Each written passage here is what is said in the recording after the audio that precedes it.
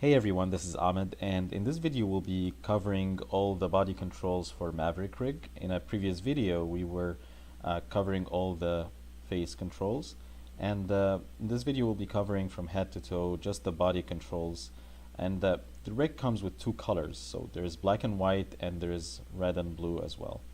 And I'm going to stick to the red and blue for now just to show when we're in wireframe and shaded some of the twists that the rig offer, and this way it will be easier to see the deformations when wireframe unshaded is on. So let's show our mirror curves here. These are our controls, and as you can see here, as I'm trying to select around the controls, it's only selecting my controls, so the geometry doesn't get selected by accident. And if you want to select your geometry to change any of the shaders or any of the colors on your geometry, you can just select the center of gravity control here. And then when you go to the side for Geo, under Geo you can change it to normal, and by default it is reference, so now you can easily select your geometry and change the color if you want. So you can see here when I select that center of gravity control again, I see all these attributes on the side, and we're going to go through each one of them. And basically that's the control where you can just translate your rig, and you can also rotate if you want. So now we're going to start, the very first thing we're going to start with is the arm. And by default the arm is in IK. So as I move the arm around, I can see here that the arm is in IK mode, and I can twist, and you can see here the deformations as I twist. And when we click on the gear icon here, this is where we find more options for our arm. So we can control our fingers.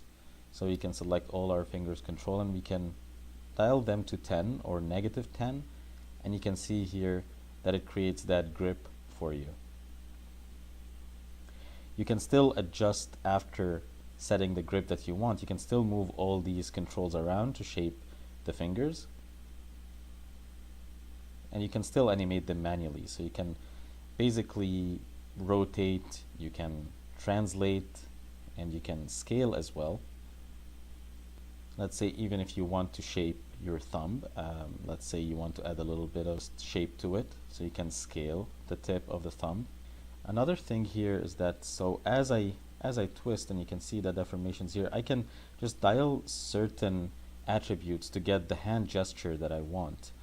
So I can, let's say if I want him to point, as if he's pointing or holding a gun. So let's say if I want to switch between IK and FK, again, through that gear icon, I can just switch to FK, and then I can also rotate, and I can, as well as translate. So you can translate, you can rotate.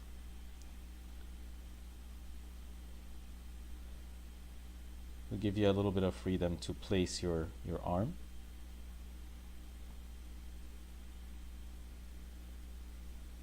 And let's, if we selected the center of gravity control, and we go to the arm section, under arm you will find there's elbow, there's arms, and there's sleeves. So let's activate the very first attribute here. So let's try elbow, and once we activate it, we find there's an elbow control here that I can move around freely. And as I'm in IK, I can just basically shape my elbow the way that I want. I can twist it to get a nice deformation starting from the elbow. I can also go to the control for my IK, and I can activate.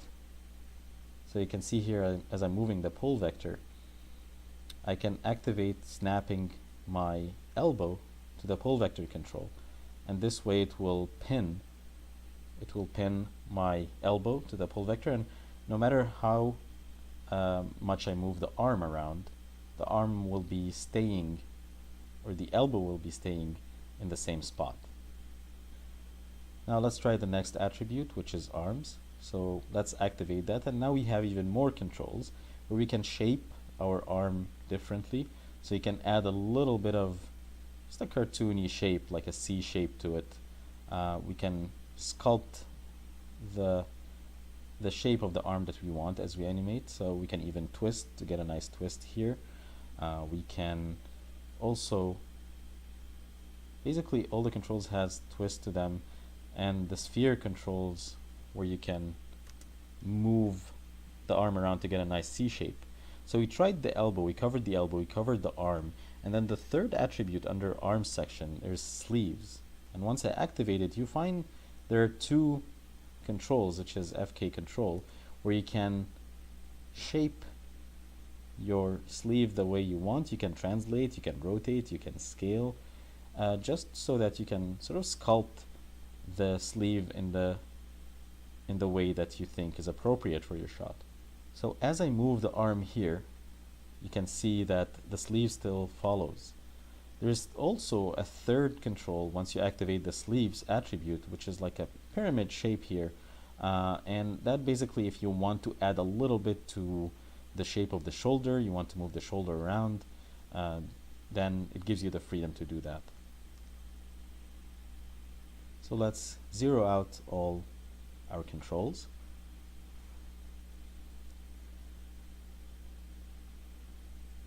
And now another thing to mention is that when I move both arms, the left and right arm, they are always mirroring each other. So you don't have to worry about copying one attribute from one side to another. You can just select both controls and move them around, and they will be mirroring both translation and rotation. And let's say here, if you want to pose the arms and put the pull vector controls down, and you can see here I'm trying to quickly create a shape using all the attributes that we went through so far, so the fingers, and as well as the facial controls we already covered in a previous video, and I'll leave the link below. One other thing here that I wanted to show you is that the reason why I'm posing him in this fashion is that the sleeves are penetrating the vest, and right now I want to show you how to activate the controls that will allow you to adjust the vest in a way to avoid that penetration. So right now, if we select the center of gravity control again, and then we go to our attributes, you can see here there is vest. When you highlight this and activate it, you will find there are a couple of controls appearing right at the sleeve, and the other one is on the side. And you can see here I'm turning them on and off. You can position that control around so that you avoid any kind of penetration. You can also adjust the sleeve, so the sleeve is being pushed out, as well as you can also add some scale if you want. But you can see here the difference between the left arm and the right arm, and after our adjustment we don't have any penetration, and we also have a better looking silhouette for our clothes. So now let's zero out all our controls. And also other set of controls that appear when you activate the vest is close to the collar, where you can just shape it so that when you move the head, it pushes the collar to the side. You can even push the edge down a little bit. You can scale, you can rotate, you can translate. So shape it in the way that you want. So let's say I shaped it here, I pushed it down so just in case I don't want the head to interact at all with the vest. And right now, let's say that we want to place both arms next to him.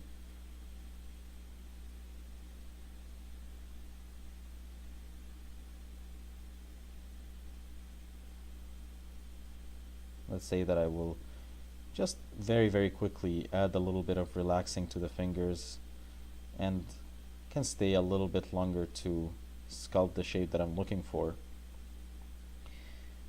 using these controls. But for now, what I want you guys to see is that through these two controls here, these are for the clavicle, and I use them to translate the clavicle a little bit down. You can rotate, but I prefer translation just a little bit. So you can see here you can rotate and you can translate, but I'm going to translate it down. So all I'm doing now is that I'm activating the vest controls, and I'm pushing the vest controls inside. So I push the vest controls inside, and then I pull the sleeves out, and I can push them in, or I can scale them. I can basically adjust them in the shape that I think is suitable. Again, I'm pushing the shoulders also in if I want. But here I'm just scaling the very tip of the sleeves.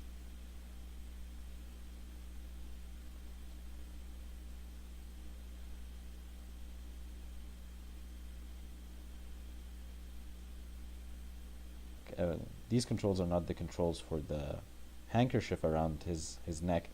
These are the controls for the neck, so we can lift the neck up, and then we can go here to activate the collar. We can go here to activate the collar attribute, and right now I can have a collar attribute where I can adjust the collar for the shirt, basically scale it, translate it, rotate it. And you can see here when I go also to the neck controls and I activate the neck controls, I get to see these sub controls for the neck where I can scale the neck or shape the neck in the way that I see suitable.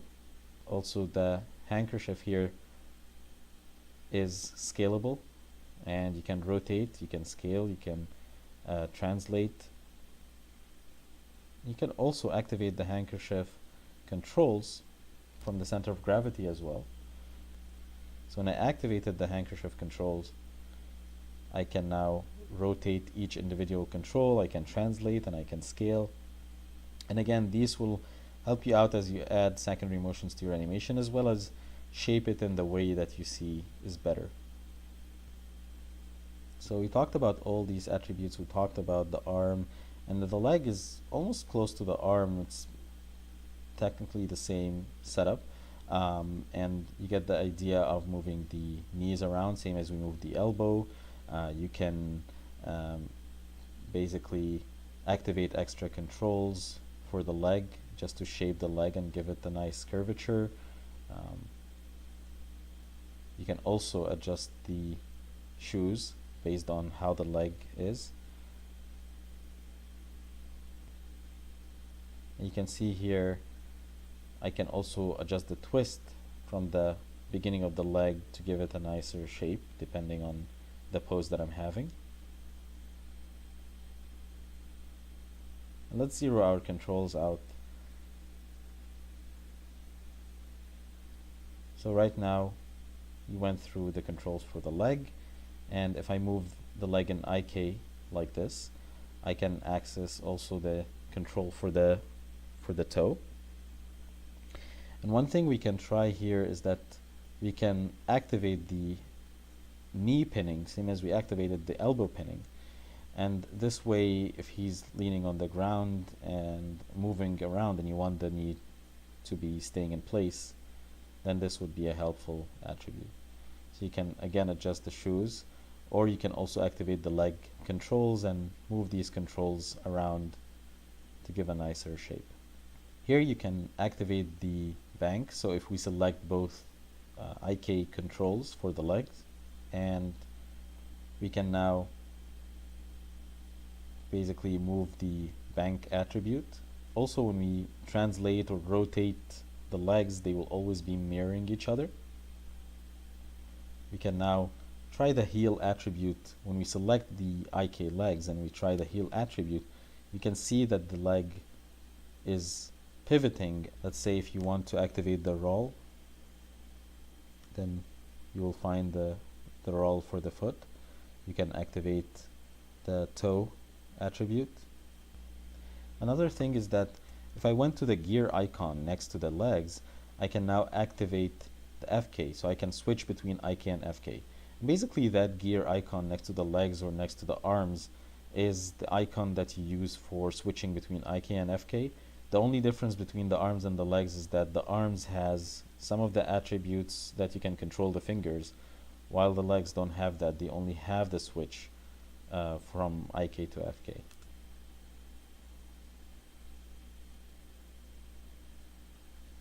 And here under the attribute where we can change our geometry from reference to normal, you can also activate template. So if you want to see some sort of like a silhouette for your rig or your model, and you don't want it to be heavy in your viewport, you can do that if you want. Now let's go to the attributes here for the chains, and if I activated the chain controls, I can move the chains around. And you also have attributes basically that doesn't only hide the controls but can also hide the geometry as well, just in case you don't want any chains on the character. Now moving to the spine, right now you can rotate the spine. So if I select all the circle controls for my spine, basically the big circle controls are FK, and the ones inside of that are IK. So you can see here I can rotate and I can translate as well. And let's say if I want to rotate an FK, that's the curvature I get. You can see here I can't rotate the controls, the sub controls inside the FK control. I can only translate them to the side, get that nice arc, and I also can scale them if I want to add a little bit of breathing.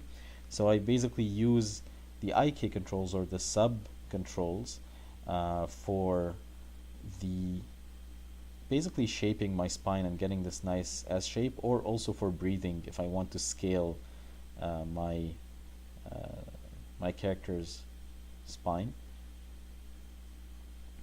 So you can see here as I twist, and you can see also here I'm grabbing the hip control and the very last IK control, the small control, the circle one, and I'm moving them together, rotating them together. I can get this nice twist in the body. And you can see here when I select this control, I can go to stretch and I can basically turn it to 0, and this way it will avoid being stretched along my controls. Just in case you don't want any stretch and you don't want to preserve the body to stay in place, you can activate that control.